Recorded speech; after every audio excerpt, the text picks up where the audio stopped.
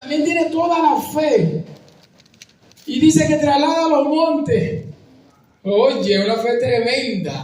Pero dice, y no tengo amor, nada soy. Porque el amor es lo principal. El amor y misericordia es lo principal en la ley.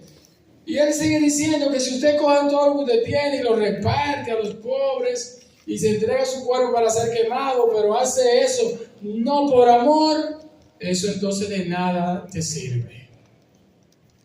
El amor, podemos decir que es algo demasiado fundamental para ser obviado. Vamos a ver en dos ocasiones que Jesús hizo algo con lo que es el juicio y el amor. Mateo 18, del 15 al 35, nos habla del siervo que no quiso perdonar.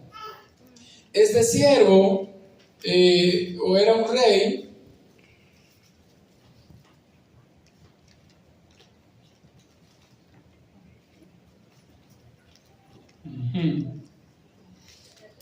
bueno, miren, Mateo 18. Ok, Mateo 18, 23 en adelante.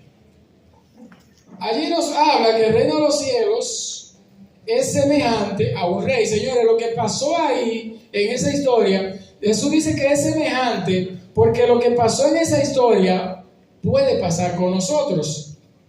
Primeramente el rey llamó a una persona, él comenzó a sacar cuenta y llamó a uno que le debía 10,000 talentos.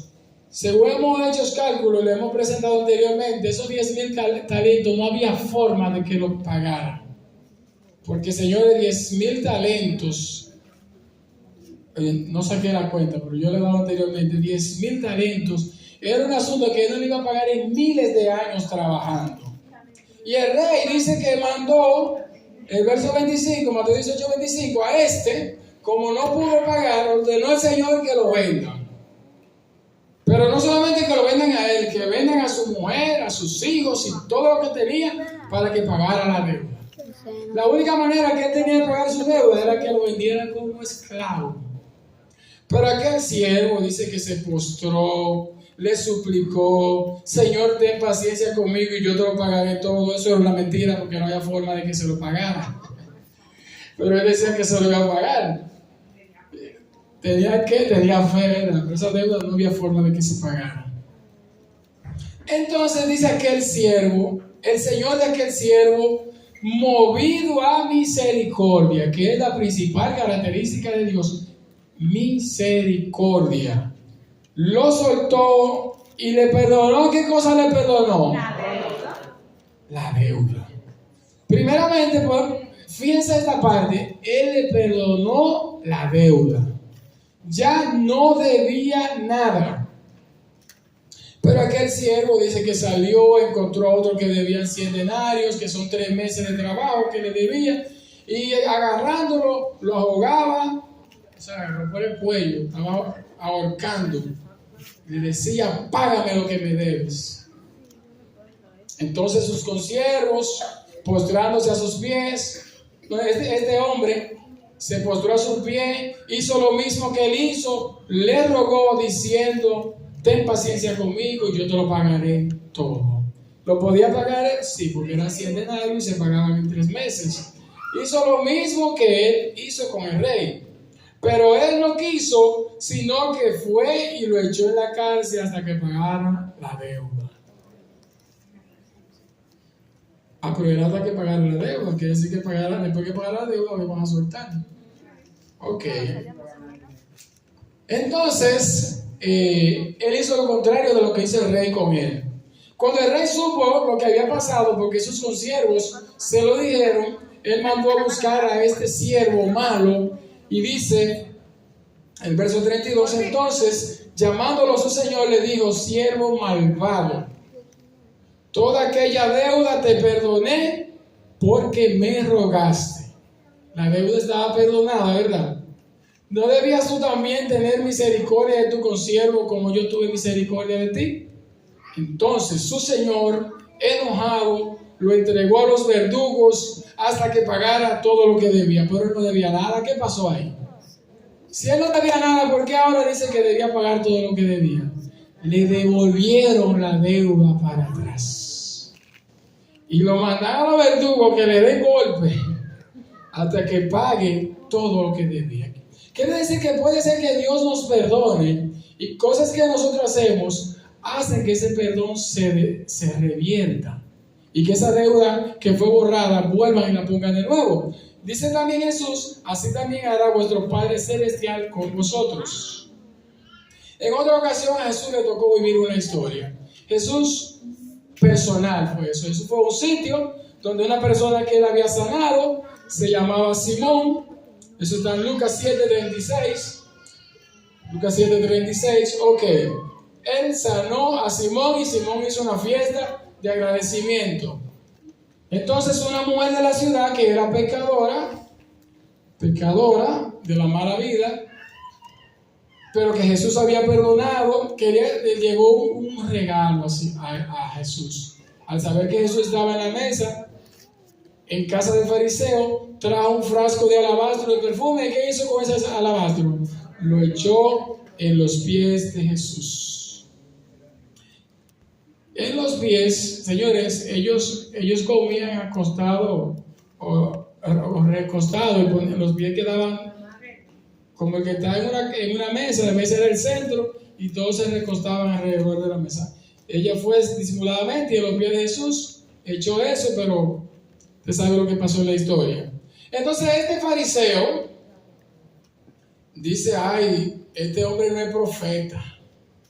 Porque si él fuera profeta, supiera qué clase de mujer es esa que le toca.